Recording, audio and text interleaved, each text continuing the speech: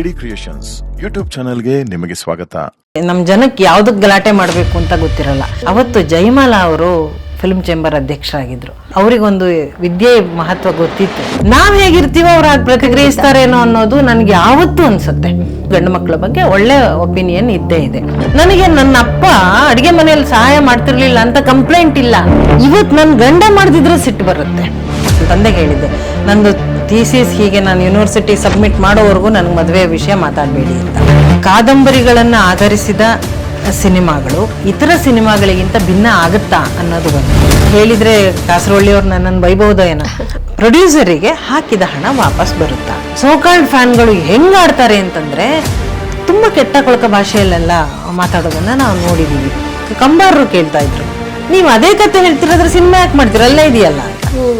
ಸಿನಿಮಾದಲ್ಲಿ ಮಲೆನಾಡಿನ ಮಳೆನೇ ಕಾಣವಲ್ದಲ್ಲ. ನಾನು ಇವತ್ತು ಕನ್ನಡ ಸಿನಿಮಾಗಳ ಆತ್ಮ ಉಳಿದಿದೆ ಅಂತ ನನಗನ್ನಿಸ್ತು. ನನಗೆ ಕಡೆ ದೃಶ್ಯದಲ್ಲಿ ಚಿಕ್ಕದೊಂದು ಮಗು ಕತ್ತಿ ಎತ್ಕೊಂಡ್ಬಿಡುತ್ತೆ, ನನಗೆ ಆತಂಕ ಆಗ್ತಿರುತ್ತೆ. ಯಾವುದೋ ಒಂದು 3 ಗಂಟೆ ನಮ್ಮ ಸಿನಿಮಾ ನೋಡಿ ಮಕ್ಕಳು ಕ್ರೂರಿಗಳಾಗ್ತಾರೆ ಅಂತ ನೀವು ಹೆಂಗೆ ಹೇಳ್ತೀರಿ? 18-20 ವರ್ಷದ ಹುಡುಗರಿಗೆ ಏನ್ರಿ ಗೊತ್ತಾಗುತ್ತೆ? ತಪ್ಪು ಮಾಡುವ ಪಾತ್ರಕ್ಕೊಂದು ತುಂಬಾ ಒಳ್ಳೆಯ ಪಾತ್ರ ತಂದ್ಬಿಡ್ತಾರೆ. ಬಂದು ನೋಡಿದ್ರೆ ಬ್ಯಾನ್ ಆಗಿದೆ ಅಂತ ಹೊರಗಡೆ ಬಾಗ್ಲಲ್ಲೇ ಹೇಳ್ಬಿಟ್ರು. ಅವತ್ತು ಜಯಮಾಲಾ ಅವರು ಫಿಲ್ಮ್ ಚೇಂಬರ್ ಅಧ್ಯಕ್ಷರಾಗಿದ್ರು. ನಾನು ಏನಾರು ಆಗಲಿ ಅಂತ ನಾನು ಅಲ್ಲಿದ್ದ ಅಡ್ಡ ತಡೆಗಳನ್ನೆಲ್ಲ ಇದು ಮಾಡ್ಕೊಂಡು ಹೋಗೇ ಬಿಟ್ಟೆ ಒಳಗಡೆಗೆ. ಮೇಡಮ್ ಇದ್ರು ಜಯಮಾಲಾ ಅವರು, ಅವ್ರ ಹತ್ರ ಹೇಳಿದೆ, ಮೇಡಮ್ ಇದು ನನಗಿದು ಬಿಟ್ಟು ನನಗೆ ಬೇರೆ ದಾರಿನೇ ಇಲ್ಲ, ನೀವೇ ನನಗೆ ಸಹಾಯ ಮಾಡಬೇಕು ಅಂತ. ಅವರು ಒಂದ್ಸರಿ ಯೋಚಿಸಿದ್ರು, ಇದು ಪರಿಸ್ಥಿತಿ ಬೇರೆ ಏನಾರು ಆಗ್ಬಿಟ್ರೆ ಅಂತ. ಈಗೆಲ್ಲ ನಡೆದು ಹೋಗಿರೋದ್ರಿಂದ ಹೇಳ್ತಿದ್ದೀನಿ, ಅವ್ರನ್ನ ಸಿಗಾಕ್ಸುವ ಯಾವ ಉದ್ದೇಶವೂ ಇಲ್ಲ ನನಗೆ. ಅದೇನು ದೊಡ್ಡ ಅಪರಾಧವೂ ಏನು ಆಗಿರಲಿಲ್ಲ ಬಿಡಿ. ಅವರು ಹೇಳಿದ್ರು, ಇವತ್ತು ಬ್ಯಾನ್ ಆಗುತ್ತೆ ಮೋಸ್ಟ್ಲಿ, ಅದು ನೀವು ಇವತ್ತು ಬಂದಿದ್ದು ಇದ್ದಿದ್ರಲ್ಲಿ ಒಳ್ಳೇದು. ನಾನು 2 ಪುಸ್ತಕ ಕೊಟ್ಟು ಬಿಡ್ತೀನಿ, ಯಾಕೆಂದ್ರೆ ಅವ್ರಿಗೊಂದು ವಿದ್ಯೆ ಮಹತ್ವ ಗೊತ್ತಿತ್ತು. ಅವರು ಮುಂದೆ PhD ಮಾಡಿದವರು, ಆ ನಂತರದಲ್ಲಿ ಮಾಡಿದ್ರು ಅವರು. ಮೋಸ್ಟ್ಲಿ ಅವ್ರಿಗೆ ಹಸಿವಿತ್ತು, ಅದ್ರದ್ದು ಕಷ್ಟ ಏನು ಅನ್ನೋ ಅರಿವು ಆಗ್ತಾ ಇತ್ತು ಅನ್ಸುತ್ತೆ. ಅದನ್ನು ಒದಗಿಸ್ಕೊಟ್ಟವರು ನನಗೆ ಜಯಮಾಲಾ ಅವರು. ಅದು ಸ್ವಲ್ಪ ಕಡಿಮೆ ರೇಟಲ್ಲಿ ಕೊಡ್ಸಿ. ಅವತ್ತಿಗೆ ಒಂದು ಪುಸ್ತಕಕ್ಕೆ ನಾನು ಬಹುಶಃ 500 ರೂಪಾಯಿ ಕೊಟ್ಟಿದ್ದೆ ಅಂತ ನೆನಪು ನನಗೆ. ಅದರದ್ದು MRP ಇನ್ನೂ ಜಾಸ್ತಿ ಇತ್ತು. ನನಗೆ ಅವರು ಒಂದು 500 ರೂಪಾಯಿ ಉಳಿಸಿ ಕೊಟ್ಟರು, ನನಗೆ ಒಂದ್ಸರಿ ಊರಿಗೆ ಹೋಗಿ ಬರೋ ಖರ್ಚು ಆಗತ್ತೆ. ಸೊ ಆ ಥರದ ಇದು ನನಗೆ ಇದ್ದ ಹೋರಾಟಗಳು. ಕೂತ್ಕೊಂಡು ಬರೆಯೋದಲ್ಲ, ಅದು ಬರೆದ ಮೇಲೆ ಟೈಪ್ ಮಾಡಿಸ್ಬೇಕು. ಆ ಊರುಗಳಲ್ಲಿ ನಮ್ಮ ಭದ್ರಾ ರಿವರ್ ಪ್ರಾಜೆಕ್ಟ್ ನಾನು ಕುವೆಂಪು ಯೂನಿವರ್ಸಿಟಿಯಲ್ಲಿ ಮಾಡಿದ್ದು. ಅಲ್ಲಿಂದ ಇಡೀ ದೇಶಕ್ಕೆ ಇದು ಕರ್ನಾಟಕಕ್ಕೆಲ್ಲ ಕರೆಂಟ್ ಎಲ್ಲೆಲ್ಲಿಗೋ ಹೋಗುತ್ತೆ. ಆ ಊರಿಗೆ ಕರೆಂಟ್ ಇರ್ತಿರ್ಲಿಲ್ಲ, ಇಡೀ ಹಗಲು ಕರೆಂಟ್ ಇರ್ತಿರ್ಲಿಲ್ಲ. ಸಂಜೆ ಮೇಲೆ ಕರೆಂಟ್ ಕೊಡೋರು. ನೀವು ಟೈಪ್ ಮಾಡಿಸ್ಬೇಕು. ಕಂಪ್ಯೂಟ್ರು ಈಗ ಲ್ಯಾಪ್ಟಾಪ್ ಯಾವಾಗಲೂ ಚಾರ್ಜ್ ಹಾಕೊಂಡು ಮಾಡ್ಬೋದು, ಇಲ್ಲ ಅವಾಗಿನ್ನೂ ಕಂಪ್ಯೂಟರ್ ಯುಗ. ನೀವು ಪ್ಲಗ್ ಹಾಕೊಂಡೇ ಇರಬೇಕು, ಕರೆಂಟ್ ಇದ್ರೆ ಮಾತ್ರ ವರ್ಕ್ ಆಗುತ್ತೆ. UPS ಎಲ್ಲ ಒಂದಷ್ಟು ಅವಾಗಿನ ಕ್ವಾಲಿಟಿಗಳು ಹಾಗೆ ಇದ್ದಿದ್ದು. ನಾನು 6 ಗಂಟೆ ಮೇಲೆ 6-7 ಗಂಟೆಗೂ ಏನೋ ಕರೆಂಟ್ ಕೊಡ್ರು. ಅಷ್ಟೊತ್ತಿನ ಮೇಲೆ ರಾತ್ರಿ ಕುತ್ಕೋಬೇಕು. ಯಾರೋ ಗಂಡು ಮಕ್ಕಳು ಇದು ಮಾಡ್ತಾ ಇದ್ರು, ಟೈಪ್ ಮಾಡೋದು. ನಾನು ಒಬ್ಬಳೇ ಹೋಗಿ ರಾತ್ರಿ ಅವ್ರ ಜೊತೆಗೆ, ಅದು ದಟ್ಟ ಕಾಡು ಯೂನಿವರ್ಸಿಟಿ ಅಂದ್ರೆ ಅಲ್ಲಿ ಇದು ಅಲ್ಲೆಲ್ಲ ಒಂದು ಮೂಲೆಯಲ್ಲಿ ಒಂದು ಕಂಪ್ಯೂಟರ್ ಸೆಂಟ್ರು, ಅಲ್ಲಿ ಮಾಡಿಸ್ಬೇಕು. ಆವತ್ತಿನ ನನ್ನ ಆತಂಕ ಅರ್ಥ ಮಾಡ್ಕೊಳ್ಳಿ. ಹೇಗಿರ್ಬೋದು. ನನ್ನ ಗೈಡು, ನಾನು ಮತ್ತೆ ಅವ್ರನ್ನ ನೆನಪಿಸ್ಕೊತೀನಿ, ಡಾಕ್ಟರ್ ರಂಗರಾಜ್ ವನದುರ್ಗ. ಅವರು ಹೊರಗಡೆ ಕಾರಲ್ಲಿ ಮಲಗಿರೋರು. ಒಬ್ಬ ತಂದೆ ಕಾದ ಹಾಗೆ ನನ್ನನ್ನು ಕಾದಿದ್ದಾರೆ ಅವರು. ಹೊರಗಡೆ ಕಾರಲ್ಲಿ ಕುತ್ಕೊಳ್ಳೋರವರು. ನನ್ಗೇನೇ ಸಮಸ್ಯೆ ಆದ್ರೂ ಅವ್ರು ನಾನು ಇದ್ದೀನಿ ಅನ್ನೋ ಧೈರ್ಯ. ಆ ಥರದಲ್ಲಿ. ಆದರೆ ನನ್ನ ಜೊತೆಗೆ ಯಾರೂ ಕೆಟ್ಟದಾಗಿ ಯಾರೂ ವರ್ತಿಸ್ಲಿಲ್ಲ. ನನಗೆ ಇದೆಲ್ಲ ಕೆಲವರೆಲ್ಲ ಎಲ್ಲಾರ ಬಗ್ಗೆನೂ ಅನುಮಾನ ಮಾಡುವಾಗ, ಗಂಡ್ಮಕ್ಳೆಲ್ಲ ಕೆಟ್ಟವ್ರು ಅನ್ನುವಾಗ ನಂಗೆ ಅನ್ಸ್ಬಿಡುತ್ತೆ. ನಾನು ಕೆಟ್ಟವ್ರನ್ನ ನೋಡಿದ್ದೀನಿ, ಇಲ್ವೇ ಇಲ್ಲ ಅಂತಲ್ಲ. ನೀವು ಬಸ್ಸಲ್ಲಿ ಅಪರಿಚಿತರು ಮಿಸ್ಬಿಹೇವ್ ಮಾಡೋದು ಎಲ್ಲ ಇರುತ್ತೆ. ಆದರೆ ಪರಿಚಿತರು ಯಾರು ನನ್ನೊಟ್ಟಿಗೆ ಇವತ್ತವರೆಗೂ ಯಾರು ಮಿಸ್ಬಿಹೇವ್ ಮಾಡಿಲ್ಲ. ಬಹುಶಃ ನಾನು ಅನ್ಕೊಳ್ಳೋದು, ನಾವ್ ಹೇಗಿರ್ತೀವೋ ಅವ್ರು ಹಾಗೆ ಪ್ರತಿಕ್ರಿಯಿಸ್ತಾರೇನೋ ಅನ್ನೋದು ನನಗೆ ಯಾವತ್ತೂ ಅನ್ಸುತ್ತೆ. ನಿಮ್ಮ ಕಣ್ಣಲ್ಲಿ ಆ ಶಕ್ತಿ ಇಲ್ಲ, ನಿಮ್ಮ ಅಂತರಂಗದ ಶಕ್ತಿ ನಿಮ್ಮ ಮುಖದಲ್ಲಿ ಕಾಣ್ತಿಲ್ಲ ಅಂದ್ರೆ ಯಾರಾದ್ರೂ ಅಟ್ಯಾಕ್ ಮಾಡ್ತಾರೆ. ಅಪರಿಚಿತರ ಬಗ್ಗೆ ಮಾತಾಡ್ತಿಲ್ಲ ನಾನು. ಅವರಿಗೆ ನಿಮ್ ಶಕ್ತಿ ಅರ್ಥ ಮಾಡ್ಕೊಳ್ಳೋಷ್ಟು ವ್ಯವಧಾನ ಇರೋದಿಲ್ಲ. ಜೊತೆಗಿದ್ದವ್ರು ನಿಮ್ ಜೊತೆ ತಪ್ಪಾಗಿ ನಡ್ಕೋತೀರಾ ಅಂದ್ರೆ ನೀವೊಂದ್ ಸಣ್ಣ ಲೀನಿಯನ್ಸ್ ಕೊಟ್ಟಿದ್ದೀರಿ ಅಂತ ನಾನ್ ಅನ್ಕೋತೀನಿ. ಹೀಗಂದ ಕೂಡ್ಲೆ ಮಹಿಳೆಯರು ನನ್ನ ವಿರುದ್ಧ ಮಾತಾಡ್ಬಹುದು. ನಾನ್ ನನ್ನ ಅನುಭವ ಹೇಳ್ತೀನಿ, ನಿಂದು ಬೇರೆ ಇದ್ರೆ ಇಟ್ಕೋ. ನನ್ನ ಅನುಭವದಲ್ಲಿ ನನಗೆ ಇವತ್ತಿಗೂ ಗಂಡು ಮಕ್ಕಳ ಬಗ್ಗೆ ಒಳ್ಳೆ ಒಪಿನಿಯನ್ ಇದ್ದೇ ಇದೆ. ಯಾಕಂದರೆ ನನ್ನ ತಂದೆಯನ್ನು ನೋಡಿದ್ದೀನಿ, ನಮ್ಮ ಜೊತೆಯಲ್ಲಿದ್ದ ಚಿಕ್ಕಪ್ಪಂದ್ರನ್ನು ನೋಡಿದ್ದೀನಿ, ನನ್ನ ಗಂಡನ್ನು ನೋಡಿದ್ದೀನಿ, ನನ್ನ ಮಗನನ್ನು ನೋಡಿದ್ದೀನಿ, ನನ್ನ ಮೇಷ್ಟ್ರುಗಳನ್ನು ನೋಡಿದ್ದೀನಿ. ಹಾಗಾಗಿ ನನಗೆ ಈ ಮಾತನ್ನು ನೀವು ಕೇಳಿದ ಪ್ರಶ್ನೆಗೆ ಉತ್ತರ ಅಲ್ಲ, ಆದರೆ ನನಗೆ ಈ ಮೆಸೇಜ್ ನನಗೆ, ಯಾಕಂದರೆ ನೀವು ಗಟ್ಟಿ ಇರಿ. ಹೌದು, ಅದು ಸತ್ಯವಾದ ಮಾತು. ಯಾಕಂದ್ರೆ ನಾವು ಒಂದು ಸಮಾಜದಲ್ಲಿ ಇರುವಾಗ ನಮ್ಮ ದೃಷ್ಟಿಕೋನ ಹೇಗಿರುತ್ತೆ, ನಾವು ಇನ್ನೊಬ್ಬರನ್ನ ಹೇಗೆ ನೋಡ್ತಾ ಇದೀವಿ, ಅವರು ನಮ್ಮನ್ನ ನೋಡೋಕೆ ನಾವು ಹೇಗೆ ಅವ್ರ ಜೊತೆ ಪ್ರತಿಕ್ರಿಯಿಸ್ತಾ ಇದೀವಿ ಅನ್ನೋದ್ರ ಮೇಲೆ ನಿಂತಿರುತ್ತೆ ಎಲ್ಲವೂ. ಕಣ್ಣಲ್ಲಿ ಸ್ಪಾರ್ಕ್ ಇದ್ರೆ ಎದುರಿನವನು ಬರಲ್ಲ. ಹೌದು, ಖಂಡಿತ. ಅದು ನಾವು ರೂಢಿಸ್ಕೋಬೇಕಾಗಿದ್ದ. ಇಲ್ಲ ಅಂದ್ರೆ ಆ ಹೊತ್ತಿಗೆ ನಾನು ಹೇಳ್ದಲ್ಲ, 23 ಹರೆಯದ ಯುವತಿ ಬೆಂಗಳೂರಲ್ಲಿ ಬಂದು ಏನೂ ಗೊತ್ತಿಲ್ಲದ ಸಮಯದಲ್ಲಿ ಇವತ್ತಿನ ಹುಡುಗಿಯರಿಗೆ ತುಂಬಾ ಈಸಿ ಇದೆ. ಅವರು ಮೊದ್ಲೇ ಎಲ್ಲ ಪ್ರಿಪೇರ್ ಆಗ್ಬಿಟ್ಟಿರ್ತಾರೆ. ನಮಗ್ ಹಂಗಿರ್ಲಿಲ್ಲ. ನಾವು ಹುಟ್ಟಿ ಬೆಳೆದ ಹಳ್ಳಿಗೂ ನಾನು ಬಂದು ಬಿದ್ದು ಬೆಂಗಳೂರು ಇದೆಯಲ್ಲ, ಅಲ್ಲೆಲ್ಲೋ ಇಲ್ಲೆಲ್ಲೋ ಸಂಬಂಧವೇ ಇಲ್ಲದಂತಹ ಜಾಗದಲ್ಲಿ ನಾನು ಸ್ಟೇಬಲ್ ಆಗಿ ನಿಂತಿದ್ದೆ. ಒಬ್ಬಳೇ ರೂಮ್ ಮಾಡ್ಕೊಂಡಿದ್ದೀನಿ ನಾನಿಲ್ಲಿ ಆ ಹೊತ್ತಿಗೆ. ಮತ್ತೆ ನಾನು ಅದನ್ನೇ ನೆನಪಿಸೋದು ಇವತ್ತಾಗತ್ತೆ.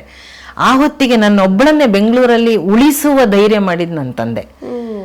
ಎಲ್ಲರ ವಿರೋಧ, ಅವಳನ್ನ ಅಲ್ಲಿ ಬಿಡ್ತೀಯ, ಅವ್ರಿಗೆ ನಂಬಿಕೆ, ಮಗಳು ಬದುಕ್ತಾಳೆ ಅಂತ. ನಾವು ತುಂಬಾ ತಪ್ಪು ಮಾಡೋದು ಎಲ್ಲಿ ಅನ್ಸೋದು ಅಂದ್ರೆ ನನಗೆ ಹಿಂದಿನ ಕಾಲವನ್ನ ಬೈಯೋದು. ಅವತ್ತು ಹಂಗಿದ್ರು, ಅವತ್ತು ಜನ ಹಂಗಿದ್ರು, ತಪ್ಪು ಮಾಡ್ತಿದ್ರು, ಫೈನ್. ಈಗ ಶ್ರೀರಾಮನನ್ನ ಬೈತೀವಲ್ಲ, ಹಾಗೆ ನನಗನ್ಸೋದು ಒಂದು ಯುಗ ಧರ್ಮ ಅಂತಿರುತ್ತೆ. ಆ ಕಾಲಕ್ಕೆ ಒಪ್ಪಿತವಾದ ಧರ್ಮ ಅದು. ಅವ್ರು ಅದಕ್ಕೆ ಸರಿಯಾಗಿ ನಡ್ಕೊಂತಿರ್ತಾರೆ. ಇವತ್ತು ಕೂತ್ಕೊಂಡು ನಾವು ಅವತ್ತು ಮಾಡಿದ ತಪ್ಪು ಅಂತ ಹೇಳಿದ್ರೆ ನನಗೆ ಅದಕ್ಕೊಂದು ಯಾವಾಗಲೂ ಹೋಲಿಕೆ ಅನ್ಸೋದು, ಬೆಂಗಳೂರಿನ ನಾಗರಬಾವಿಯಲ್ಲಿ ಆವಾಗ 25 ರೂಪಾಯಿ ಸ್ಕ್ವೇರ್ ಫೀಟಿಗೆ ಸೈಟ್ ಸಿಕ್ತಿತ್ತಂತೆ, ನಮ್ಮಪ್ಪ ತಗೊಳ್ಳಿಲ್ಲ, ಇವತ್ತು 10,000 ಆಗಿದೆ ಅಂತ ಮಾತಾಡ್ತೀವಿ.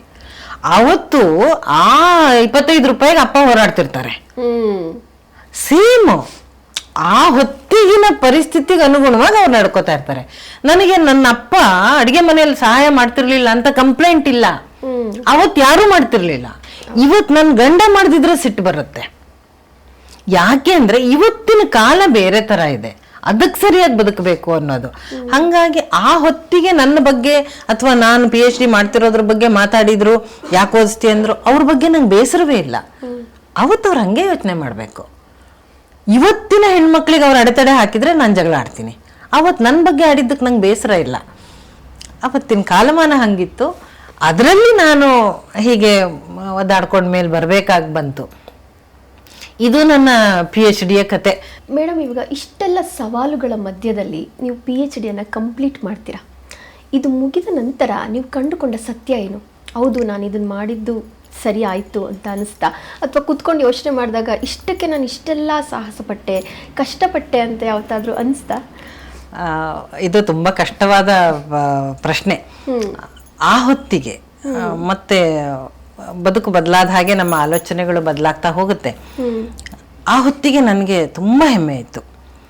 ಅಂದರೆ ನನ್ನ ಅವಾರ್ಡ್ ಆಗುವಾಗ ನನ್ನ ಮದುವೆ ಆಗಿತ್ತು. ಅವಾರ್ಡ್ ತಗೊಳ್ಳೋಕ್ಕೆ ನಾನು ಮದುವೆ ಆದಮೇಲೆ ಹೋಗಿದ್ದು. ವೈವಾ ಕೂಡ ನನ್ನ ಮದುವೆ ಆದಮೇಲೆ ಆಗಿದೆ. ಯಾಕೆಂದರೆ ನಾನು ನನ್ನ ತಂದೆಗೆ ಹೇಳಿದ್ದೆ, ನಂದು ಥೀಸಿಸ್ ಹೀಗೆ ನಾನು ಯೂನಿವರ್ಸಿಟಿ ಸಬ್ಮಿಟ್ ಮಾಡೋವರೆಗೂ ನನಗೆ ಮದುವೆ ವಿಷಯ ಮಾತಾಡಬೇಡಿ ಅಂತ.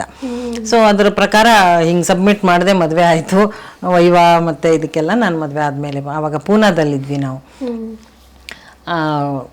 ನಾನು PhD ವಿಷಯದಲ್ಲಿ ನನಗೆ ಬೇಜಾರಿರಲಿಲ್ಲ. ಯಾಕೆಂದರೆ ಆ ಹೊತ್ತಿಗೆ ಆ ವಿಷಯ ಯಾರು ಮಾಡಿರಲಿಲ್ಲ ಅನ್ನೋದು ಒಂದು. ಮತ್ತೊಂದು ಹೊಸದು ಮಾಡ್ತಾ ಇದ್ದೀನಿ ಎನ್ನುವ ಸಂಭ್ರಮ ನನಗೆ ಖಂಡಿತ ಇತ್ತು. ಮತ್ತು ಚೆನ್ನಾಗಿ ಬರ್ತಿದೆ ಅಂತ ನನ್ನ ಆ ಹೊತ್ತಿಗಿದ್ದ ನನ್ನ ಜ್ಞಾನಕ್ಕೆ ಅನುಗುಣವಾಗಿ ಆ ಹೊತ್ತಿಗೆ ಚೆನ್ನಾಗಿದೆ ಅಂತಾನೆ ಅನ್ನಿಸ್ತಾ ಇತ್ತು. ಅದೇ ಇವತ್ತು ಕುತ್ಕೊಂಡು ನೋಡಿದಾಗ ಅಯ್ಯೋ ಇಷ್ಟು ಸರಳವಾಗಿ ಬರೆದ್ಬಿಟ್ಟಿದ್ದೀನ ಅಂತ ಅನಿಸುತ್ತೆ. ಅಲ್ಲಿ ನನಗೆ ಸಂತೋಷ ಆಗಿದ್ದೇನು ಅಂದರೆ, ಮುಖ್ಯವಾಗಿ ನಾನು ಯೋಚನೆ ಮಾಡಿ ಹೊರಟದ್ದೇನೆ, ಈ ಕಾದಂಬರಿಗಳು ನನಗೆ ಮೊದಲೇ ಒಂದು ಅನಿಸಿಕೆ ಇತ್ತು, ಯಾವ ಪಿಕ್ಚರ್ಗಳು ಕಾದಂಬರಿ ಆಧರಿಸಿರ್ತಾವಲ್ಲ ಅದು ಒಂದು ಒಳ್ಳೆಯ ಕಥೆಯನ್ನಂತೂ ಸಮಾಜಕ್ಕೆ ಕೊಡತ್ತೆ ಅನ್ನೋದು ನನ್ನ ನಂಬಿಕೆ. ಆ ನಂಬಿಕೆಯಲ್ಲೇ ನಾನು ಹೊರಟಿದ್ದು. ಅಂದರೆ ಇದು ಅಲ್ಲಿ ಎರಡು ವಿಷಯ. ಮತ್ತೆ ಕಾದಂಬರಿಗಳನ್ನು ಆಧರಿಸಿದ ಸಿನಿಮಾಗಳು ಇತರ ಸಿನಿಮಾಗಳಿಗಿಂತ ಭಿನ್ನ ಆಗುತ್ತಾ ಅನ್ನೋದು ಒಂದು. ಇನ್ನೊಂದು, ನೀವು ಕಾದಂಬರಿಯನ್ನ ಸಿನಿಮಾಗೆ ತಗೊಳ್ಳುವಾಗ ಬದಲಾವಣೆ ಏನಾಗತ್ತೆ, ಆ ಬದಲಾವಣೆ ಯಾಕಾಗತ್ತೆ, ಮತ್ತು ಬದಲಾವಣೆಯನ್ನ ಕುರಿತು ನಿರ್ದೇಶಕರ ದೃಷ್ಟಿಕೋನ ಏನು, ವೀಕ್ಷಕರು ಹೇಗೆ ಅದನ್ನ ಸ್ವೀಕರಿಸ್ತಾರೆ, ಇದಿಷ್ಟು ಅದರಲ್ಲಿ ಬರುವಂತಹ ವಿಷಯಗಳು ಅಲ್ವಾ. ಸಾಧಾರಣ ಆ ಟಾಪಿಕ್ ಅಂದಾಗ ಅದರಿಂದ ನಾನು ಒಂದಷ್ಟು ಸಿನಿಮಾಗಳನ್ನು ನೋಡಿದೆ, ಅದರ ಬಗ್ಗೆ ಓದ್ಕೊಂಡೆ, ಕಾದಂಬರಿಗಳನ್ನು ಓದ್ಕೊಂಡೆ, ನಂತರ ನಿರ್ದೇಶಕರನ್ನ ಸಂದರ್ಶನಗಳನ್ನು ಮಾಡಿಕೊಂಡೆ. ಅಂದರೆ ಅವರು ಯಾಕೆ ತಗೊಳ್ತಾರೆ ಅದನ್ನು, ಹೆಚ್ಚಿನವರಿಗೆ ಕತೆ ಕೊಡುತ್ತೆ ಅನ್ನೋದು. ನಾವು ಈ ಜನರಲ್ ಆಗಿ ಒಂದು ಕಮರ್ಷಿಯಲ್ ಸಿನಿಮಾ ಅಂತ ಹೇಳ್ತೀವಿ, ಆ ಹೊತ್ತಿಗೆ ಬ್ರಿಡ್ಜ್ ಸಿನಿಮಾಗಳು ಅಂತ ಹೇಳ್ತಿದ್ರು ಅದನ್ನ. ಈಗ ಕೆ ವಿಜಯರಾಮ್ ಅವರೆಲ್ಲ ಮಾಡ್ತಾ ಇದ್ದ, ಸಿದ್ಲಿಂಗಯ್ಯ ಇವರೆಲ್ಲ ಮಾಡ್ತಿರೋದು ಈ ಕಡೆಗೆ ಆರ್ಟ್ ಮೂವಿನೂ ಅಲ್ಲ, ಈ ಕಡೆಗೆ ಕಮರ್ಷಿಯಲ್ ಅಲ್ಲ, ಅದರಿಂದ ಅದನ್ನ ಬ್ರಿಡ್ಜ್ ಸಿನಿಮಾ ಅಂತ ಕರೆಯೋರು. ಅವೆರಡರನ್ನ ಮಿಕ್ಸ್ ಮಾಡ್ಕೊಂಡು ಅವ್ರು ಮಾಡ್ತಾ ಇದ್ರು. ಒಂಥರಕ್ಕೆ ಅದು ಒಳ್ಳೆ ಮೆಥಡ್ ಅಂತ ಈಗಲೂ ನನಗನ್ಸೋದು. ಈಗ ಆರ್ಟ್ ಸಿನಿಮಾ ಅಂದ ಕೂಡಲೇ ಜನ ನೋಡೋದಿಲ್ಲ, ತುಂಬಾ ಜನ ನೋಡೋದಿಲ್ಲ. ಜನ ನೋಡಲ್ಲ ಅಂತ ಹೇಳಲಾರೆ, ನಾನು ಕೂತ್ಕೊಂಡು ನೋಡ್ತೀನಿ. ತುಂಬಾ ಜನ ನೋಡಲ್ಲ, ಅದನ್ನ ಬೋರ್ ಅಂತ ಅಂತಾರೆ. ನನ್ನ ಮಗನ್ ಕೂರ್ಸಕ್ಕಾಗಲ್ಲ ನಂಗೆ, ಅಯ್ಯೋ ಅದೇನು ಅಷ್ಟೊಂದು ಸ್ಲೋ ಅಂತಾರೆ. ಅಂದ್ರೆ ಇವತ್ತು ಜಗತ್ತೇ ಫಾಸ್ಟ್ ಬಿಡಿ, ಆದ್ರೆ ಆ ಹೊತ್ತಲ್ಲಿ ಕೂಡ ಜನರಿಗೆ ಮನರಂಜನೆ ಅಂತ ಸಿನಿಮಾ ನೋಡ್ತಿದ್ರೆ ಹೊರತು ಅಧ್ಯಯನದ ದೃಷ್ಟಿಯಿಂದ ನೋಡುವವರು ಇರಲ್ಲ. ಹಾಗೆ ಒಂದು ಸಾಮಾಜಿಕ ಚಿಂತನೆ ಆ ದೃಷ್ಟಿಕೋನದಲ್ಲಿ ನೋಡುವಂಥವ್ರ ಸಂಖ್ಯೆ ಕಡಿಮೆ ಇರುತ್ತೆ. ಆದ್ರಿಂದ ಆರ್ಟ್ ಸಿನಿಮಾಗಳು ಸ್ವಲ್ಪ ಹಿಂದಕ್ಕೆ ಉಳಿತಾವೆ ಅಂತ ನಾನು ಕಂಡುಕೊಂಡದ್ದು. ಆದರೆ ನಿರ್ದೇಶಕರಲ್ಲಿ ಈ ಆರ್ಟ್ ಸಿನಿಮಾ ಮಾಡ್ತಾ ಇದ್ದಂತಹ, ಮತ್ತೆ ಈಗ ಹೇಳಿದ್ರೆ ಕಾಸರವಳ್ಳಿಯವ್ರು ನನ್ನನ್ನು ಬೈಬಹುದು ಏನೋ, ಅವ್ರು ನಂಗೆ ಅವಾಗಲೇ ಹೇಳ್ತಿದ್ರು, ಆರ್ಟ್ ಸಿನಿಮಾ ಕಮರ್ಷಿಯಲ್ ಸಿನಿಮಾ ಅಂತಿರಲ್ಲ, ಒಳ್ಳೆ ಸಿನಿಮಾ ಕೆಟ್ಟ ಸಿನಿಮಾ ಅಂತ ಇರುತ್ತೆ ಅಂತ ಅವರು ಮಾತನಾಡುವಾಗ ಹೇಳ್ತಾ ಇದ್ರು. ಆದರೆ ಎಷ್ಟೇ ಹೇಳಿದ್ರು ಜನ ಅದನ್ನ ಆರ್ಟ್ ಅಂಡ್ ಕಮರ್ಷಿಯಲ್ ಅಂತ ಅವ್ರು ಡಿವೈಡ್ ಮಾಡ್ಕೊಂಡಾಗಿದೆ. ನಾವು ಅದೇ ದೃಷ್ಟಿಕೋನದಲ್ಲಿ ಮಾತನಾಡಬೇಕಾಗತ್ತೆ. ಹಾಗಿರುವಾಗ ಕಮರ್ಷಿಯಲ್ ಸಿನಿಮಾ ಮಾಡುವಂಥ ನಿರ್ದೇಶಕರು ಏನಿದ್ರಲ್ಲ, ಅವರೆಲ್ಲ ಹೇಳೋದೇನು, ನಾವು ಯಾಕೆ ಸಿನಿಮಾಗೆ ಕಾದಂಬರಿಗಳನ್ನು ತಗೊಳ್ತೀವಿ, ಒಂದು ಕಥೆ ಇರುತ್ತೆ, ಎಸ್ಟಾಬ್ಲಿಷ್ಡ್ ಕಥೆ ಇರುತ್ತೆ, ಅದಕ್ಕೆ ಇನ್ನೇನೇನು ಸೇರಿಸ್ಬೋದು, ಹಾಡು ಅದು ಇದು ಎಲ್ಲ ಸೇರಿಸಿ. ಮತ್ತೆ ಮುಖ್ಯ ಹೇಳೋದೇನು ಅವರು ಅಂದರೆ, ಕಾದಂಬರಿ ಅನಕ್ಷರಸ್ಥನನ್ನು ತಲುಪೋದಿಲ್ಲ, ಅದಕ್ಕೊಂದು ಸಿದ್ಧತೆ ಬೇಕು. ಅಂದರೆ ನೀವು ಒಂದಷ್ಟು ಓದ್ಕೊಂಡಿರ್ಬೇಕು. ಕಾದಂಬರಿ ಸಿನಿಮಾ ಏನು ಯಾರು ಬೇಕಾದ್ರೆ ನೋಡ್ಬೋದು. ಸೊ ಒಂದೊಳ್ಳೆ ಕಥೆಯನ್ನು ಅವ್ರಿಗೆ ಹೇಳ್ತೀವಿ ನಾವು, ನಮ್ಗೆ ಈಸಿ ಆಗುತ್ತೆ ಅದು, ಆ ಕಥೆ ಎಲ್ಲ ಸಿದ್ಧವಾಗಿರೋದ್ರಿಂದ ಇದು. ಮತ್ತೆ ಅದನ್ನ ತಗೊಳ್ಳುವಾಗ ನೀವೇನು ಯೋಚಿಸಿ ತಗೊಳ್ತೀರಿ, ಅಂದರೆ ಹೇಗೆ ಆಯ್ಕೆ ಮಾಡ್ಕೊಳ್ತೀರಿ ಅಂದಾಗ ಅವರ ಉತ್ತರ ಏನಿರ್ತಿತ್ತು, ಆ ಕಥೆ ಒಂದು ಮೆಸೇಜ್ ಕೊಡುತ್ತಾ, ಕಡೆಯವರೆಗೂ ನೋಡಿಸ್ಕೊಂಡು ಹೋಗುತ್ತಾ. ಮತ್ತೆ ತುಂಬ ಜನ ಹೇಳ್ತಿದ್ದಿದ್ದು, ಯಾರು ಪ್ರೊಡ್ಯೂಸರಿಗೆ ಹಾಕಿದ ಹಣ ವಾಪಸ್ ಬರುತ್ತಾ, ಈ 3 ಅಂಶ ನೋಡ್ತೀವಿ. ಇಲ್ಲೇ ನೋಡಿ, ನಾವು ಕಾದಂಬರಿ ಸಿನಿಮಾಗಳ ಬಗ್ಗೆ ಗಮನ ಹರಿಸ್ಬೇಕಾಗಿದ್ದು, ನೀವು ಸಿನಿಮಾ ಅಂದಾಗ ಪ್ರೊಡ್ಯೂಸರ್ ಮುಖ್ಯ ಆಗ್ತಾನೆ, ದುಡ್ಡು ಹಾಕಿರ್ತಾರೆ. ಆದ್ರಿಂದ ಬೇರೆ ಬೇರೆ ಒತ್ತಡಗಳು ಕ್ರಿಯೇಟ್ ಆಗಿ ಹೋಗುತ್ತಲ್ಲಿ. ಕಾದಂಬರಿಕಾರ ಆಗಲ್ಲ, ಒಂದೇ ಲೋಕ, ಏನು ಬರೆದ್ರು ಅವನಿಷ್ಟ, ಅಲ್ಲಿ ಪ್ರಶ್ನೆ ಮಾಡೋಕೆ ಯಾರಿಲ್ಲ. ನೀವು ಸಿನಿಮಾ ಮಾಡ್ತೀರಿ ಅಂದಾಗ ಪ್ರೊಡ್ಯೂಸರ್ ಬಂದು ಕೇಳ್ತಾನೆ, ಅಲ್ಲೊಂದು ಹಾಡು ಹಾಕ್ರಿ, ಒಂದು ಫೈಟ್ ಹಾಕ್ರಿ ಅಂತ.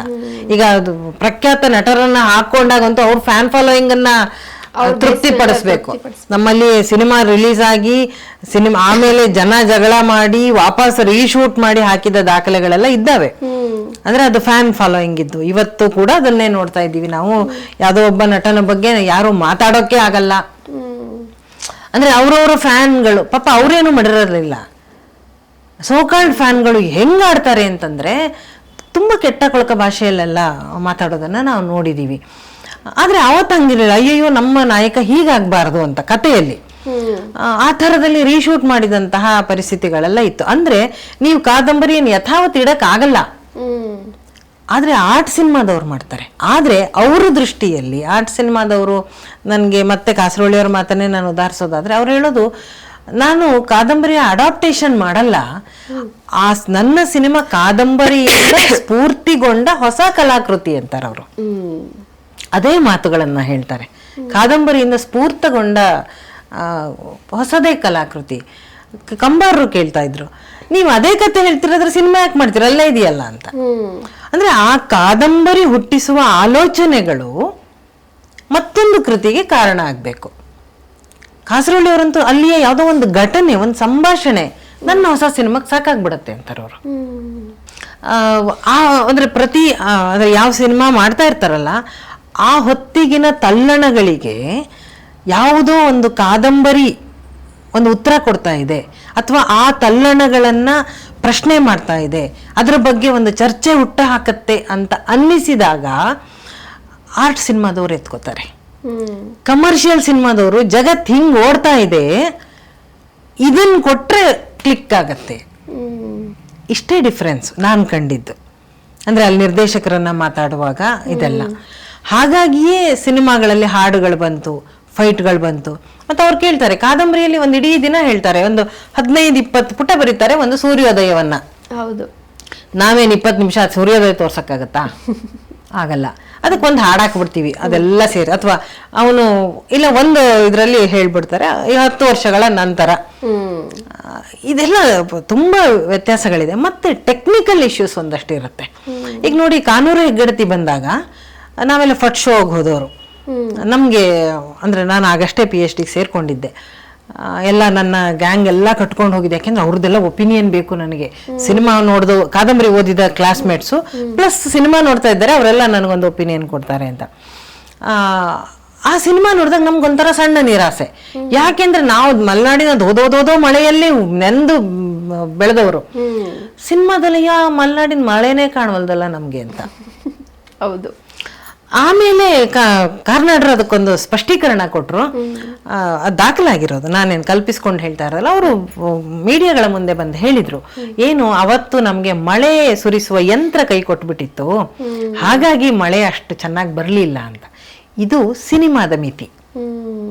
ಕುವೆಂಪು ಅವರು ಇಡೀ ಕಾದಂಬರಿ ಮಳೆಯಲ್ಲಿ ನೆನೆಸಿಬಿಟ್ಟಿದ್ದಾರೆ, ಅಥವಾ ಮಲೆನಾಡನ್ನ ಬಟ್ಟಿ ಇಳಿಸಿಬಿಟ್ಟಿದ್ದಾರೆ. ಎಲ್ಲಿ ಮಟ್ಟಕ್ಕೆ ಅಂದ್ರೆ ಒಂದು ಅಲ್ಲಿ ಒಬ್ಬ ವ್ಯಕ್ತಿ, ನನಗೆ ಹೆಸರು ಈ ಕ್ಷಣಕ್ಕೆ ನೆನಪಾಗ್ತಿಲ್ಲ, ಆ ವ್ಯಕ್ತಿಯ ಒಂದು ಹಂದಿ ಗೂಡಿಗೆ ಹೋದಾಗ ಕಾಲ ಬೆರಳುಗಳ ಸಂಧಿಯಲ್ಲಿ ಬರುವ ಸಗಣಿ ಬೆರೆತ ಕೊಳಕು ಕೆಸರು ಕೂಡ ಅಲ್ಲಿ ದಾಖಲಾಗುತ್ತೆ. ನೀವು ಅದನ್ನ ಎಂಜಾಯ್ ಮಾಡ್ತಾ ಕಲ್ಪಿಸ್ಕೊಳ್ತಾ ಹೋಗ್ಬೋದು.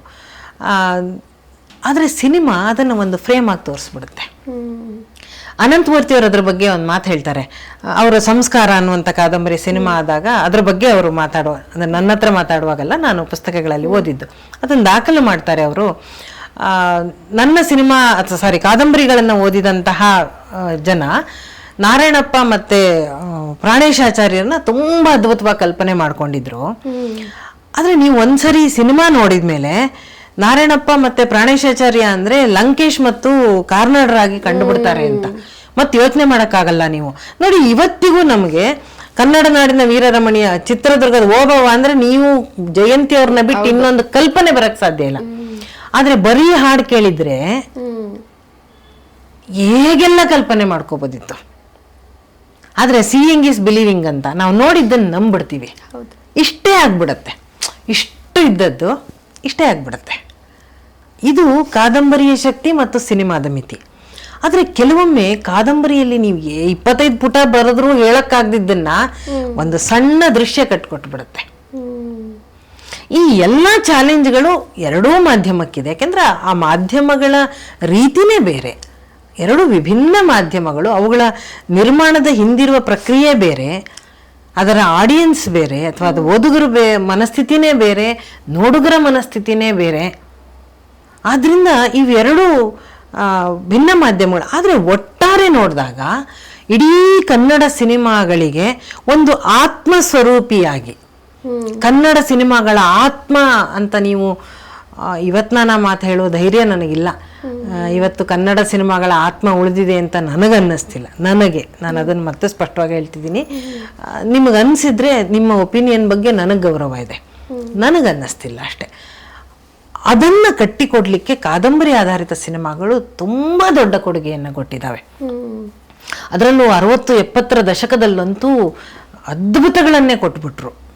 ಅದು ನನಗೆ ಎಷ್ಟೋ ಸರಿ ಅನ್ಸೋದು, ನಿಮ್ಮ ಕೊಲ್ಲುವ ಸಿನಿಮಾಗಳಿಗಿಂತ ಮನೆಯಲ್ಲಿ ಜಗಳ ಆಡ್ಕೊಳ್ತಾ ಇರುವ ಗಂಡ ಹೆಂಡ್ತಿನೋ ಅತ್ತಿಗೆ ನಾದಿನೋ ಅವರ ಕತೆ ಹೆಚ್ಚು ಒಳ್ಳೇದು ಅಂತ. ಜಗಳ ಆಡ್ಕೊಂಡ್ರು ಅವ್ರ ಕಡೆಗೆ ಶುಭಂ ಅಂತ ಸರಿ ಮಾಡೋರು ಹಿಂದೆ ಅಲ್ವಾ? ನೀವು ಗಮನಿಸ್ ನೋಡಿ, ಎಲ್ಲ ಆದ್ಮೇಲೆ ಒಂದು ಫ್ಯಾಮಿಲಿ ಫೋಟೋ ಹಾಕಿ ಹಾ ಹಾ ಹಾ ಅಂತ ಎಲ್ಲ ನಗ್ತಿದ್ರು. ಶುಭಂ ಅಂತ ಬರ್ತಾ ಇತ್ತು. ಇವತ್ ನೋಡಿ ಕಡೆಗೆ ಕತ್ತಿ ಎತ್ಕೋತಾನೆ. ಕಡೆ ದೃಶ್ಯದಲ್ಲಿ ಚಿಕ್ಕದೊಂದು ಮಗು ಕತ್ತಿ ಎತ್ಕೊಂಡ್ಬಿಡುತ್ತೆ. ನನಗೆ ಆತಂಕ ಆಗ್ತಿರುತ್ತೆ, ಇವ್ರು ಏನ್ ಮೆಸೇಜ್ ಕೊಡ್ತಿದ್ದಾರೆ? ಅಥವಾ ನಾನು ಯೋಚನೆ ಮಾಡೋದು ತಪ್ಪಿರ್ಬೋದು. ನನಗೆ ತುಂಬ ಜನ ಹೇಳ್ತಾರೆ ಅದು ಒಂದು ಸಿನಿಮಾ ಥರ ನೋಡಿ ಅಂತ. ಸಿನಿಮಾ ಥರ ಜನ ನೋಡಲ್ವೇ? ಹೌದು. ನೋಡಿದವರೆಲ್ಲ ಏನು ಕೊಲೆ ಮಾಡಿದಾರಾ? ಇಲ್ಲ. ಆದರೆ ಯಾರೋ ಒಬ್ಬ ಇದಾನಲ್ಲ, ಖಂಡಿತ ಪ್ರಭಾವ ಬೀಳುತ್ತೆ. ಮೇಲ್ನೋಟದ ನಾನು ಇತ್ತೀಚೆಗೆ ನಾನು ಹೆಸರು ಹೇಳೋಕೆ ಬಯಸೋದಿಲ್ಲ, ಒಬ್ಬ ಹಿರಿಯ ನಟರ ಒಂದು ಇಂಟರ್ವ್ಯೂ ನೋಡ್ತಾ ಇದ್ದೆ. ಅವರು ಹೇಳ್ತಾ ಇದ್ರು, ನೀವು ಇಡೀ ದಿನ ಮನೆಯಲ್ಲಿರ್ತಾರೆ ಮಕ್ಕಳು, ಯಾವುದೋ ಒಂದು 3 ಗಂಟೆ ನಮ್ಮ ಸಿನಿಮಾ ನೋಡಿ ಮಕ್ಕಳು ಕ್ರೂರಿಗಳಾಗ್ತಾರೆ ಅಂತ ನೀವು ಹೆಂಗೆ ಹೇಳ್ತೀರಿ? ನೀವೇ ಅಲ್ವಾ ಸಾಕಿದ್ದವ್ರನ್ನ ಅಂತ. ಒಂದು ಮಟ್ಟಕ್ಕೆ ನಾನು ಅವರ ಮಾತುಗಳನ್ನು ಒಪ್ಕೋತೀನಿ. ಯಾಕೆಂದ್ರೆ ನೀವು ಮನೆಯಲ್ಲಿ ಬೆಳೆಸಿದ ಸಂಸ್ಕಾರ ಅಷ್ಟು ಸುಲಭಕ್ಕೆ ಹೋಗೋದಿಲ್ಲ. ಆದರೆ ಇವತ್ತು ಸಂಸ್ಕಾರ ಕೊಡೋಕ್ಕೆ ಎಷ್ಟು ಜನಕ್ಕೆ ಪುರ್ಸೊತ್ತಿದೆ ಅನ್ನೋದು ಮತ್ತೊಂದು ಪ್ರಶ್ನೆ. ಆದರೆ ದೃಶ್ಯ ಮಾಧ್ಯಮದ ಶಕ್ತಿ ನೀವು ಅಂದ್ಕೊಂಡಷ್ಟು ಕಡಿಮೆ ಇಲ್ಲ. ಅದರ ಶಕ್ತಿ, ಯಾಕೆಂದ್ರೆ ಕಾರಂತರು ಒಂದು ಕಡೆಗೆ ಹೇಳ್ತಾರೆ ಅದನ್ನ, ಈ ದೃಶ್ಯ ಮಾಧ್ಯಮ ಏನಿದೆಯಲ್ಲ, ಈ ಸಿನಿಮಾಗಳು ಇದೆಯಲ್ಲ, ತುಂಬಾ ಡೇಂಜರಸ್. ಅವ್ರು ಮಾಡಿದ್ದಾರೆ, ಸಿನಿಮಾ ಮಾಡಿದ್ದಾರೆ. ಆದರೆ ಅವ್ರು ಹೇಳ್ತಾರೆ ಇದರದ್ದು ಶಕ್ತಿಯನ್ನ ನೀವು ಅಳತೆ ಮಾಡೋಕೆ ಅಂದ್ರೆ ನಾನು ಅದೇ ವರ್ಡ್ಸ್ ನಂಗೆ ನೆನಪಾಗ್ತಾ ಇಲ್ಲ. ಇದ್ರ ದೃಶ್ಯ ಮತ್ತು ಶ್ರವ್ಯ ಎರಡೂ ಇದೆ ಇದರಲ್ಲಿ. ಕಣ್ಣಿಗೂ ಕಾಣಿಸುತ್ತೆ, ಕಿವಿಗೂ ಕೇಳಿಸುತ್ತೆ. ಇದು ಲಿಖಿತ ಅಶ್ಲೀಲ ಸಾಹಿತ್ಯಕ್ಕಿಂತ ಹೆಚ್ಚು ಅಪಾಯವನ್ನು ಉಂಟು ಮಾಡಬಹುದು ಅಂತಾರೆ ಅವರು. ನೀವಲ್ಲಿ ಬರೀ ಕಲ್ಪನೆ ಮಾಡ್ತೀರಿ, ಇಲ್ಲಿ ನೀವು ಆ ಕ್ರೌರ್ಯವನ್ನ, ಅಶ್ಲೀಲವನ್ನ ಎಳೆಯಾಗಿ ಬಿಡಿಸಿ ಅದ್ರ ಬಗ್ಗೆ ಚಿಂತನೆ ಮಾಡೋಷ್ಟು ಪ್ರಬುದ್ಧರಲ್ಲದ ಮನಸ್ಸುಗಳಿರುತ್ತಲ್ಲ. ಈಗ ನಾನು ಸಿನಿಮಾ ನೋಡಿ ಸಿನಿಮಾ ಅಂತ ಎದ್ದು ಬರಬಲ್ಲೆ. 18-20 ವರ್ಷದ ಹುಡುಗರಿಗೆ ಏನ್ರಿ ಗೊತ್ತಾಗುತ್ತೆ ಸರಿ ಯಾವುದು ತಪ್ಪು ಯಾವುದು ಅಂತ?